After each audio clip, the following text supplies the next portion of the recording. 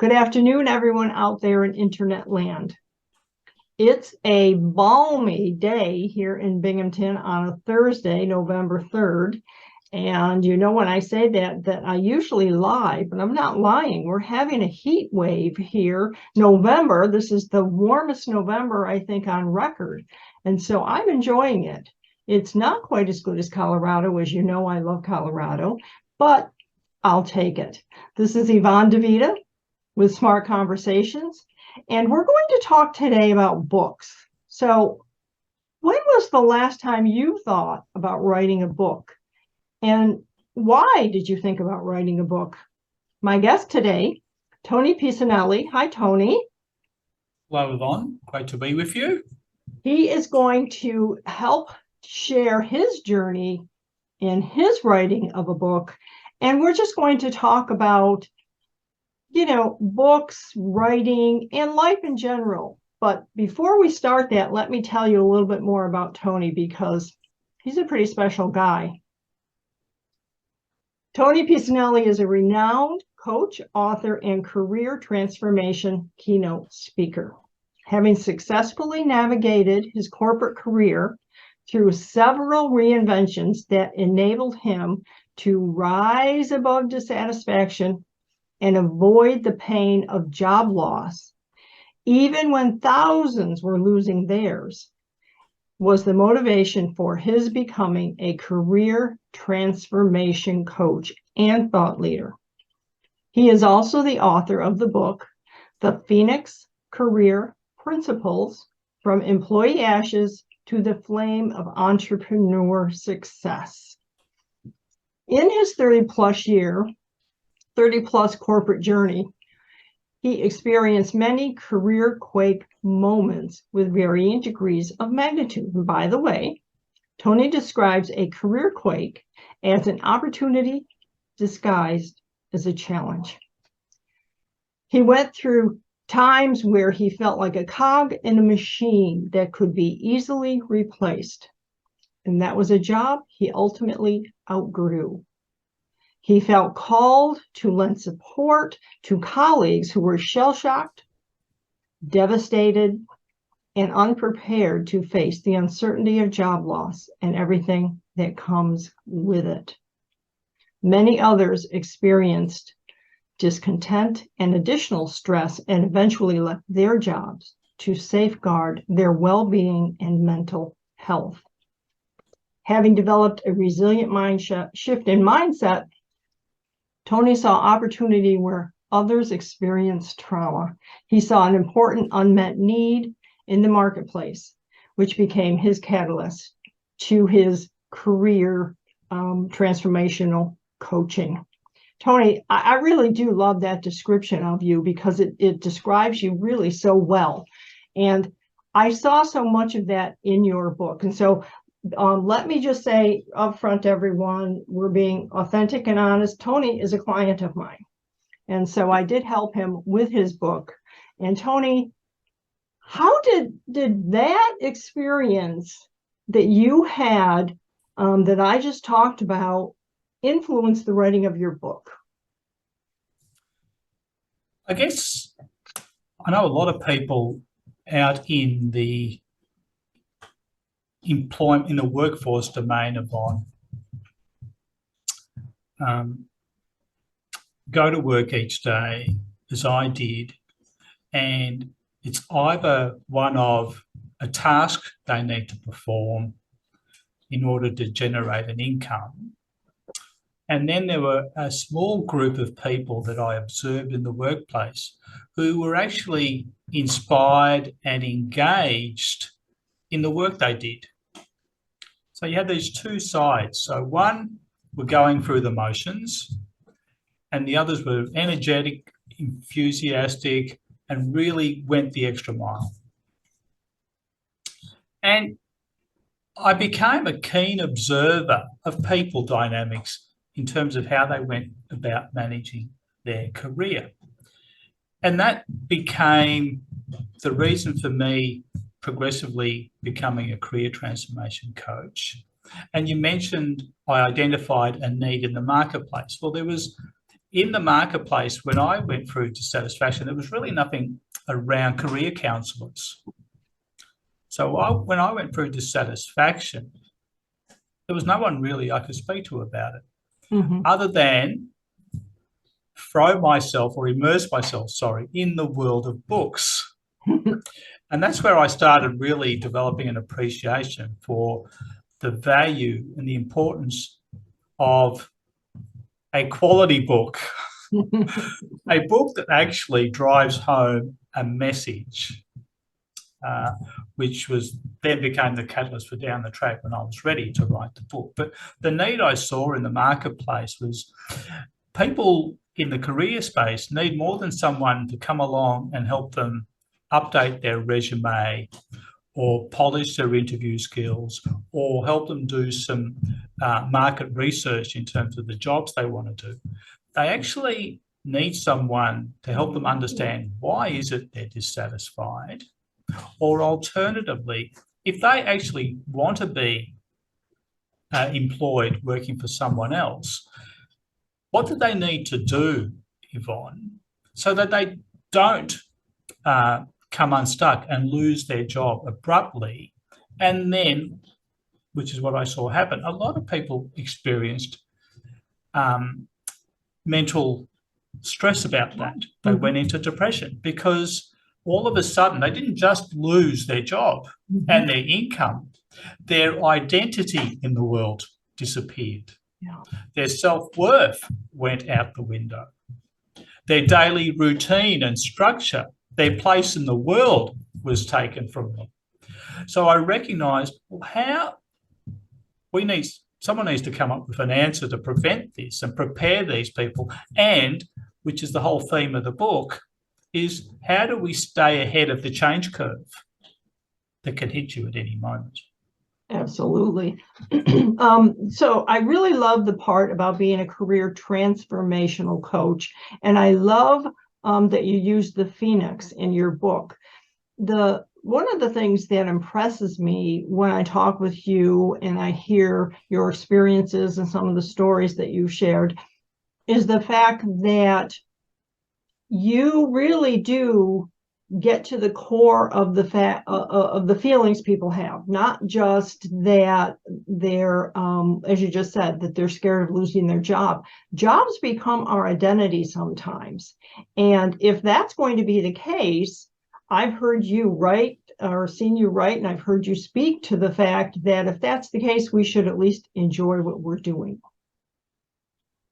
Correct.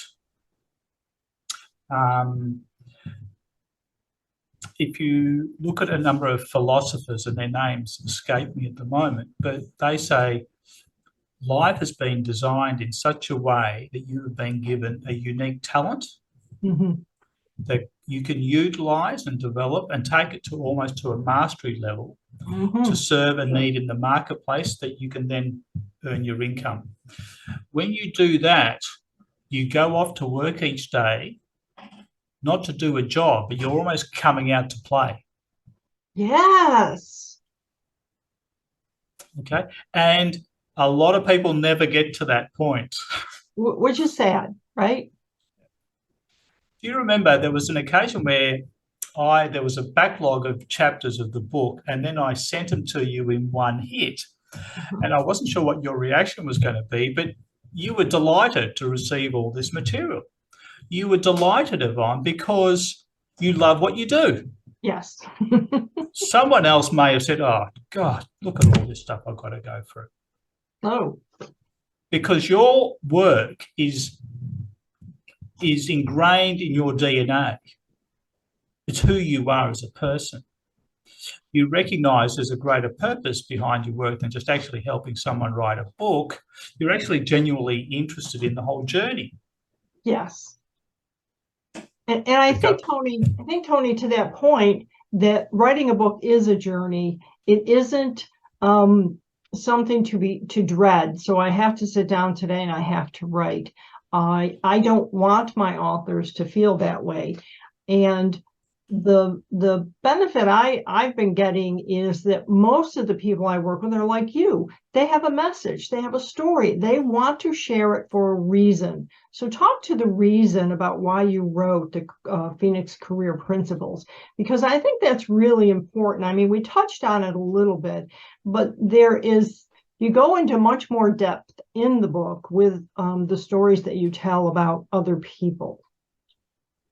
Well, the reason I wrote the book was because I had a defining moment where I was asked to lead a particular project, which I did, and it took an enormous amount of effort and time to lead that project. And when that project was completed, I assumed that I was regarded as a high performer, that was communicated to me. But the project had finished, and the company at that point had begun going through a transformation of shedding staff. At that point, technology had begun to ramp up, and the company was automating a lot of its activities and processes and begun to shed staff. And I had my manager call me into his office one day and had the question posed, would you be interested in taking a payout to leave the company? And I was totally blindsided by this. So here I was one moment almost in that high flyer category, an important part of the company. And then the next, you could just so be easily dispensed with without a slight care in terms of how that impacted me as a person, my financial situation, my family dynamic. It was just the way it was delivered in this cold, uncaring manner said it all. Okay, the company doesn't really care. Yes. Okay. And I've had clients tell me since, one of my clients was about to go on maternity leave, and she had gone the extra mile to deliver a lot of key projects, and she was expecting an email to go out to all the people letting them know that she was on maternity leave and we would wish her all the best. And she thought it would be a separate email recognising her contribution and wishing her all the best in the next stage of her life. And all that happened was there was a broader email that went out talking about company announcements, and then there was a sentence, oh, by the way, so-and-so is going on maternity leave and good luck. And it was this point she recognised, oh, they're only interested in me for what I can deliver. Not me, the person, not about the bold journey I'm about to go on, me, what I can deliver. Yeah. Well, you as a cog in the wheel, kind of the way you described it, right? Yeah. Now, if that is the case, then we better take control of our career. Yes. Well, it's our career and our life. I mean, that's one of the things I really love about the way that you talk about this, because I believe that books can transform people, but one of the ways they do that is by helping the author take the message and apply it to his coaching practice or consultancies or whatever it is, but not just here's the book and I put it on a shelf. There's a transformation that has to happen. And so she needed then to transform herself, correct? Well, that became her defining moment. So sometimes, Yvonne, a coach can tell you that. But then when you come to your own realization, they don't genuinely care about me, then your commitment level to your own circumstance goes to another level. And yes, if the author is driven by a message, they won't just write the book and put it out on Amazon and hope that it just sells, because that doesn't happen. You know that. And I know as part of your work with me was, well, Tony, you need to post on LinkedIn and you need to get on podcasts because it's about the message. Yes. The book is just a vehicle to transport that message. Yes, it's a tool. And for the work that you do, again, really there's transformation that happens that doesn't happen with a lot of other coaches that I've talked to, because they're not looking at the the picture that you're looking at, you look at not just what are your career aspirations, what is your talent, what were you brought here to do, but also how will this affect your family life? How will you feel about it? You look at the whole thing. Yes, it's the total life dynamic. And the transformation, people saying, you're using the word transformation. I don't understand why you're using that word.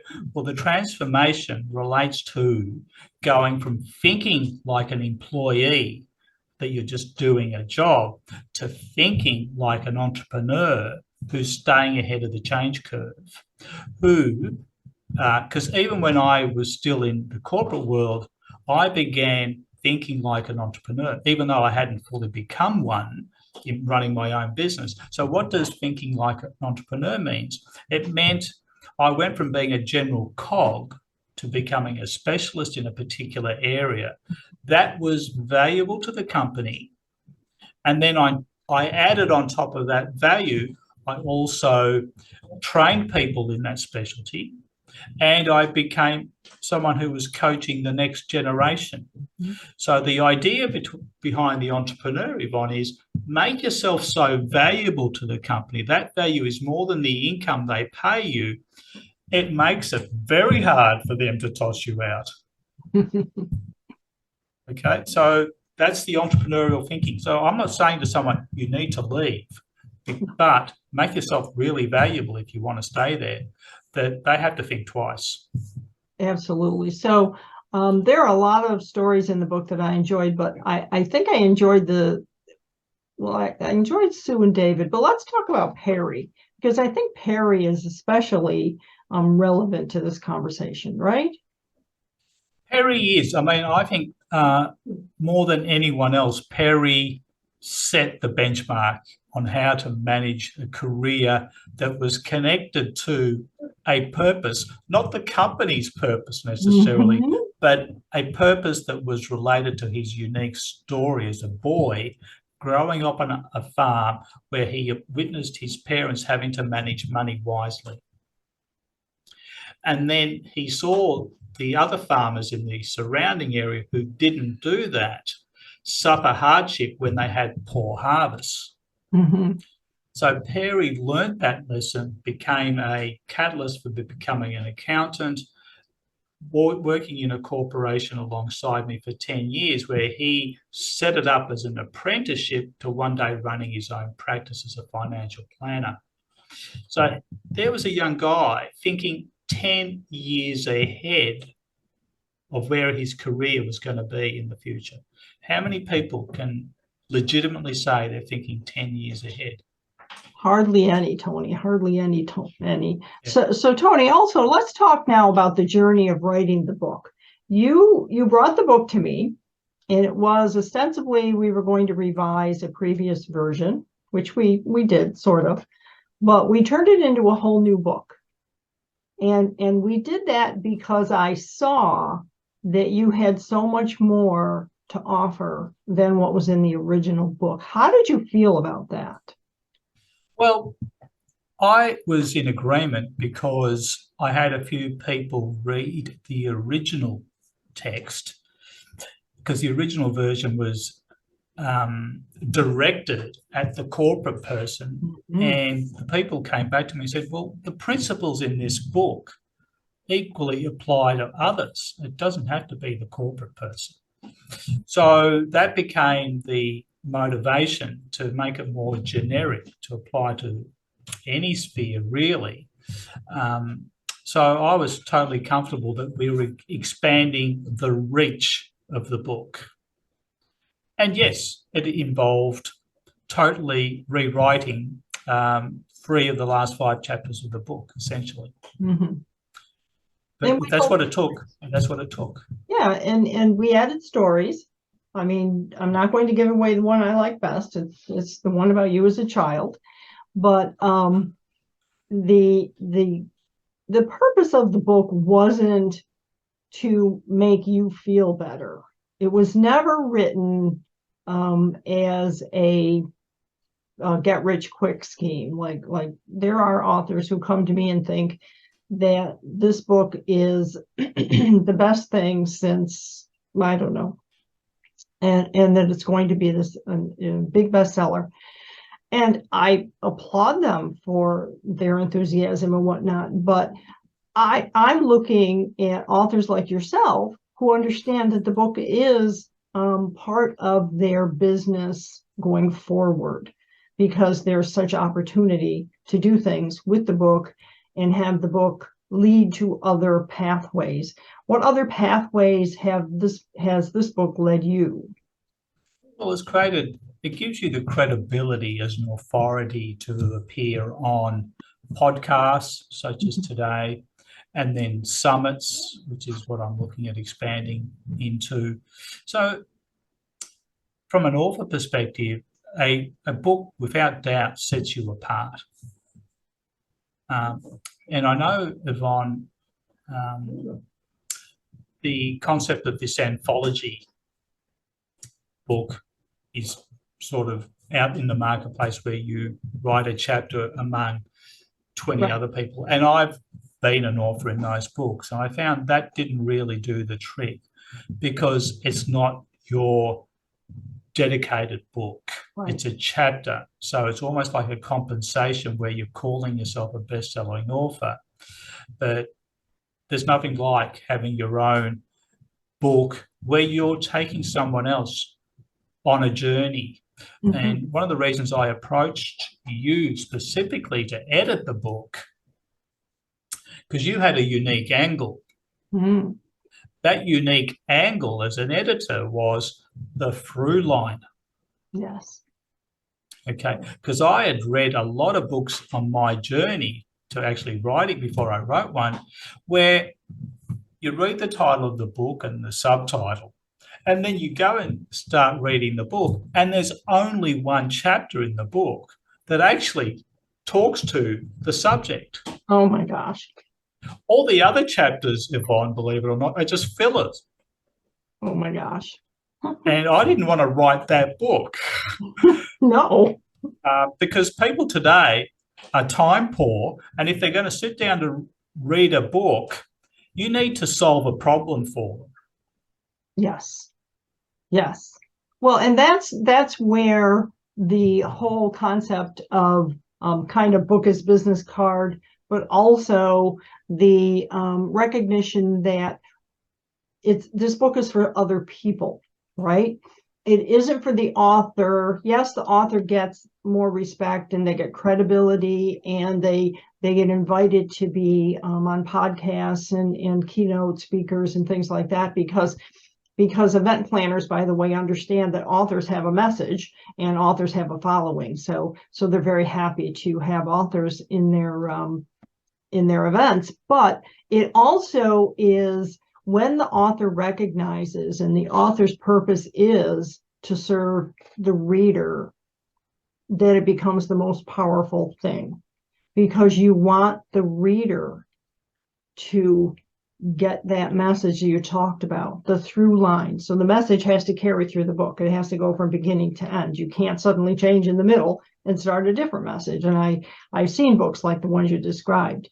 But in the end, when the author like yourself has a purpose, and the purpose is, I want other people to not go through what I went through, or to understand how to avoid some of these pitfalls, that's when it really becomes a powerful story.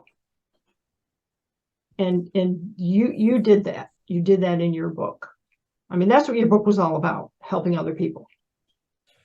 Exactly. It's interesting, Yvonne, as an author, there are a number of different achievement milestones that you go through. So the first achievement is actually completing the manuscript, because I've seen statistics out there, and I think you even alluded to these along our journey, where people begin the book, they write the first chapter, and that's it. They can't go beyond it. Right. Or they do complete the book, and it takes a number of years. But then they're too scared to hit the publish button. Right. And they sit on the book because they're fearing rejection or criticism, not recognizing, hey, it's about getting a message out the world. So you've published the book, and then the next achievement milestone is you're selling the book and hopefully getting an Amazon bestseller status. So that's the next level of achievement. In the case of my book, then I submitted it to a number of award sites, and I managed to get an award for the book, which validated the literary quality of the book. Yes. So that was satisfying as well. But the true satisfaction, surprisingly, is when a reader comes back to you and says, do you know that story of Steve who kept the counter on his desk? Yes. It was like a death clock, Yes, counting the days rather than making his days count. That becomes the message that person holds on to that now shapes their career. And they remember you as the author. yes, and that's what makes it worthwhile, and that's why you write the book, so that people will read it and have those moments. It's not about I wrote a book. Oh, hey everybody, look at me. I'm an author. I wrote a book. No, it's about these readers who write back to you and say, this really spoke to me, or I really felt this story deeply, or whatever it is, because they will do that. I mean, let's put that out there. If you push the publish button, if you work with the right people, you can work with me, but if you work with the right people, whoever they may be, you're going to have a quality product, because that's what a book is. Even a fiction book is a product. And from that product, you will get both business and recognition, and it will help change people's lives. Yeah, that's the ultimate game, is to touch someone with an important message. That's where the heart is really satisfied with the achievement. I mean, I remember, if we've got a few more minutes, Yvonne, where I, some 25 years ago, would read some property investment magazines. Okay. And in those property investment magazines, they would interview people in their mid to late 20s who'd had managed to buy a number of investment properties by that age point. And they'd often be asked, how have you managed to do that when most of the population never even managed to buy a home in their lifetime? And they said, I read a particular book. Yes. And 80% of the time, it always came back to the one book. And that book was Robert Kiyosaki's Rich Dad, Poor Dad. Yes. And I'm thinking, wow, one book, one man has touched so many lives. And that was almost a turning point for me to recognize, that's interesting, the power of a book. The power of a book, absolutely. I mean, you mentioned books in your book that you've read, and we've talked books, and I talk books all the time. Everybody knows I talk books. And in the end, the written word has a lot of power.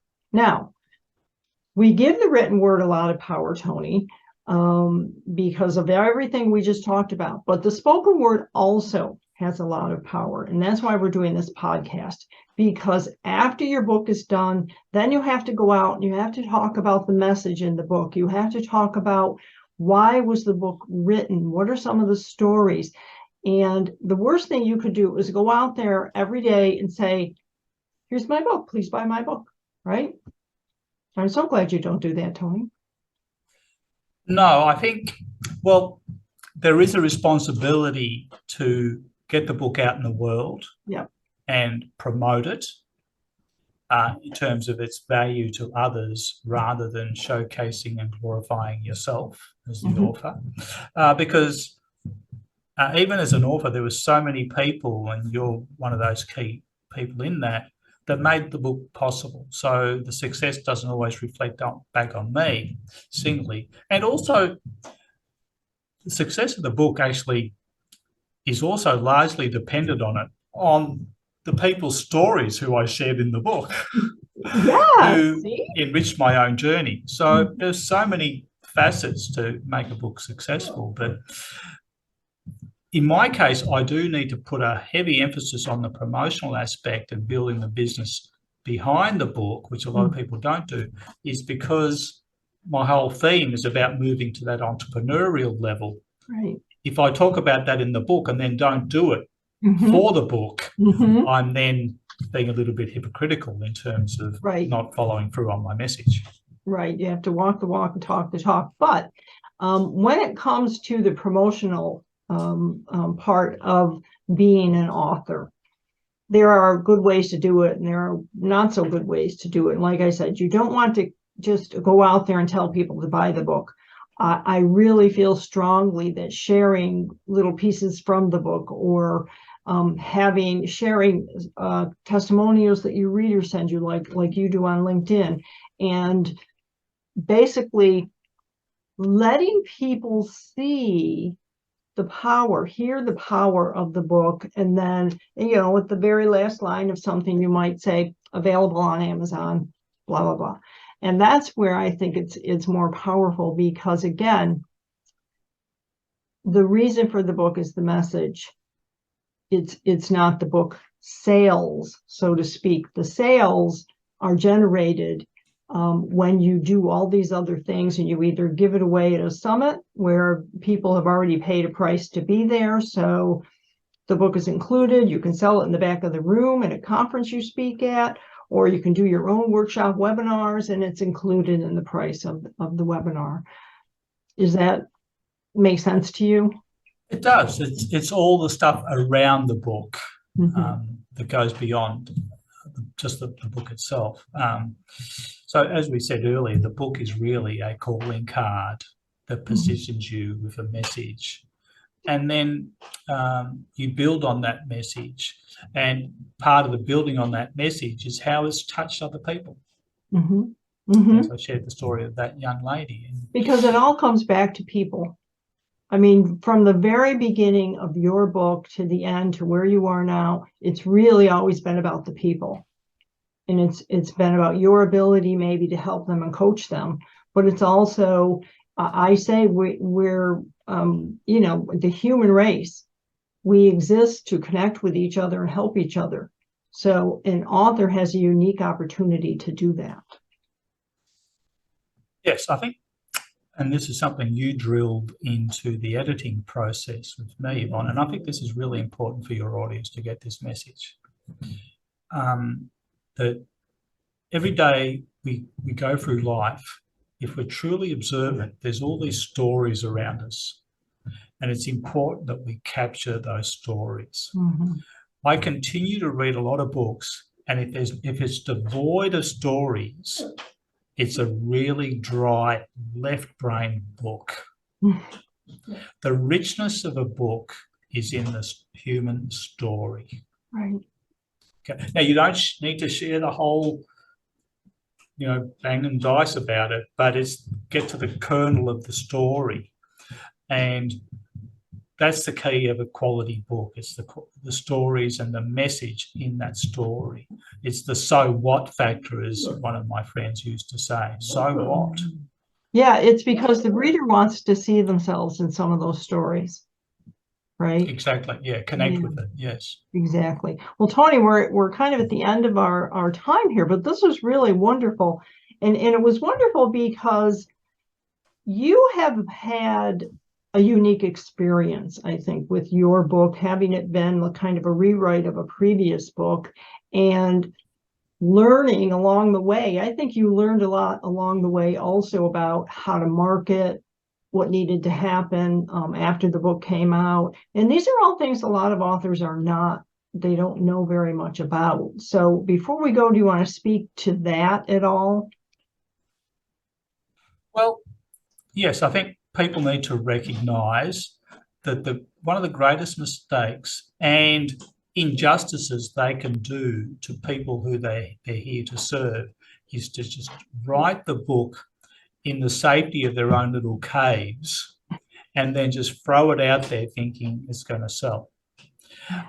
Your own growth, your own personal growth actually comes from what you do after the book. So if your motivation isn't serving someone solely with a message, make it also about the person who you can become, putting yourself in front of an interviewer on a podcast, or on a summit, or on a stage, on a TEDx, whatever that is, for your own personal growth. And writing the book in itself is a significant growth journey, because there's a lot of stuff that you need to get through your connect in your head in terms of, I remember when I used to go for walks, Yvonne, thinking, what do I need to put in the next paragraph, and how does that lead into the next and the next? It's a significant mental challenge putting a book together. And then the challenge continues in terms of making sure that the person who's meant to read the book and whose life is meant to be touched by the book happens because you've continually spread the message. And you strived to do a better job. And it's what we all do if we're professionals. We always strive to make the next paragraph or the next sentence or the next chapter better, and the next book better, and the next experience, because the whole purpose of it is, again, back to being a servant to the people that need this message. And so your book, really, if you could hold it up, I know you have a copy of it. I don't have a new copy. And this Phoenix Career Principles, Tony Pisanelli won an award. It's on Amazon. Hop over there and get yourself a copy. I promise that you will be thrilled with what you learn in this book. So Tony, that's it for us for today. Maybe we can do this again another time. But in the meantime, I have to thank you very, very much for being on the show. A pleasure. And thank you again for the opportunity, Yvonne. It's been a great conversation. Excellent. So this is 𝘍𝘍𝘗 from Smart Conversations, and we just talked a lot about books and journey and writing and the message. So what is the message that you're sharing, and should it be in a book?